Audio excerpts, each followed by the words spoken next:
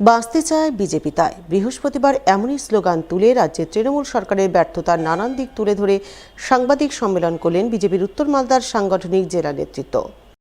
সাংবাদিক সম্মেলনে হাজির ছিলেন মালদা কেন্দ্রের বিজেপি বিধায়ক গোপাল চন্দ্র সাহা, বিজেপির উত্তর মালদার সভাপতি প্রতাপ সিং, উত্তর মালদার সাধারণ সম্পাদক স্নেহাংশু ভট্টাচার্য সহ অন্যান্যরা।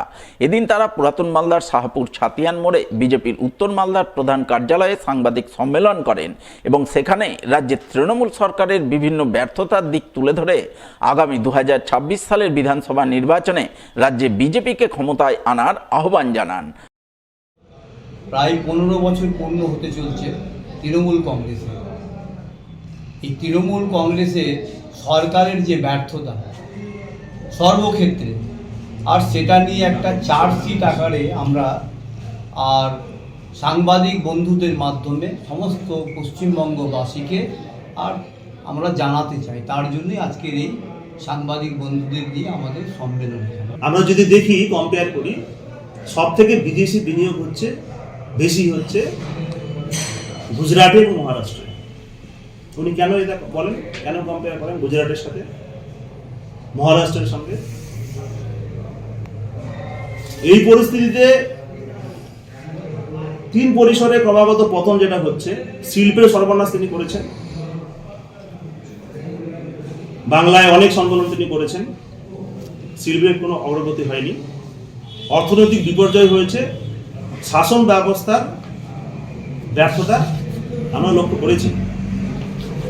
আমরা যেটা দেখেছি, পশ্চিমবঙ্গে বিদেশি প্রত্যক্ষ বিনিয়োগ মাত্র 0.67%। কোথায় বিনিয়োগ হচ্ছে? উনি যে এতবার বারবার করে শিল্প সম্মেলন করলেন মুখ্যমন্ত্রী, মাত্র বিনিয়োগ হচ্ছে 6.67%। অন্যান্য রাজ্য থেকে অনেক পিছিয়ে। ভোট ব্যাংকের জন্য তিনি কাজ করে চলেছেন। সেই জন্য বাংলাকে আমাদের বাঁচাতে হবে,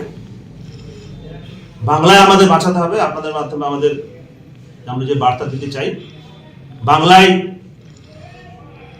আমাদের যে আগামী যে নির্বাচন আছে, বিধানসভা নির্বাচন, সেই নির্বাচনে বিজেপি সরকার প্রতিষ্ঠা করতে হবে। ডবল ইঞ্জিন সরকার প্রতিষ্ঠা হলে আমরা মানুষকে সুফল দেব। সরকারিকরণের দাবিতে মালদায় খামভরো অভিযান এবং ডিআই অফিসে ডেপুটেশন কর্মসূচি পালন। বৃহস্পতিবার মালদায় এমনই কর্মসূচি পালন করলেন association of WBICT school coordinator সংগঠনভুক্ত অস্থায়ী শিক্ষকরা। এই কর্মসূচিকে সামনে রেখে এদিন সংগঠনভুক্ত মালদা জেলার বিভিন্ন প্রান্ত থেকে আগত শিক্ষকরা মালদা শহরের হেড পোস্ট অফিস মোড়ে জমায়েত করেন। জমায়েতের পর তারা সকলে মিলে তাদের সরকারিকরণের দাবি খামে ভরে রাজ্যের মুখ্যমন্ত্রী মমতা বন্দ্যোপাধ্যায়ের উদ্দেশ্যে প্রেরণ করেন। এরপর তারা একই দাবিতে মালদা ডিআই অফিসে যান। তাদের দাবি সম্বলিত ডেপুটেশন পেশ করেন ডিআইয়ের নিকট। আমরা মাননীয় মমতা বন্দ্যোপাধ্যায়ের কাছে একটাই দাবি বলতে পারি যে আগের পেজগুলোকে যেমন করে দিয়েছে, যে আমাদের পূর্বের পেজ যারা ছিল 1 থেকে 5 পেজ সরকারিকরণ করে দিয়েছে, তারপরে হচ্ছে বিভিন্ন রকম সরকারি সুযোগ সুবিধা তারা পাচ্ছে। একই কাজ করে আমরা কেন পাচ্ছি না, আমরা কেন বঞ্চিত? তাই মাননীয় মমতা বন্দ্যোপাধ্যায়ের কাছে আমাদের দাবি যে আমাদেরকে পূর্বের পেজের মতো অতি দ্রুত টোটালাইজ করে দিই। এদিনের এই কর্মসূচি পালনে সামিল association of WBICT school coordinator সংগঠনভুক্ত অস্থায়ী শিক্ষকদের দাবি 6th এবং 7th ফেজে অস্থায়ী শিক্ষক হিসাবে তারা নিয়োগ পেয়েছেন, কিন্তু তাদের আগে সমস্ত ফেজের শিক্ষকদের সরকারিকরণ হয়ে গেছে। তারা বিভিন্ন সরকারি সুযোগ সুবিধা পাচ্ছেন, অথচ তারা 6th এবং 7th ফেজের অস্থায়ী শিক্ষকরা অনেক কম বেতন পাচ্ছেন, সরকারি সুযোগ সুবিধা থেকেও বঞ্চিত রয়েছেন। তাই 60 বছর বয়স পর্যন্ত কাজের নিশ্চয়তা প্রদান সহ বিভিন্ন সরকারি সুযোগ সুবিধার দাবিতে আজ তারা খামভরো এবং ডিআই অফিসের ডেপুটেশন কর্মসূচি পালন করছেন। অ্যাসোসিয়েশন অফ WBICT স্কুল কোঅর্ডিনেটরের পক্ষ থেকে আমরা একটা কর্মসূচি নিয়েছি, সেটা হচ্ছে খামভরো কর্মসূচি এবং ডিআই ডেপুটেশন।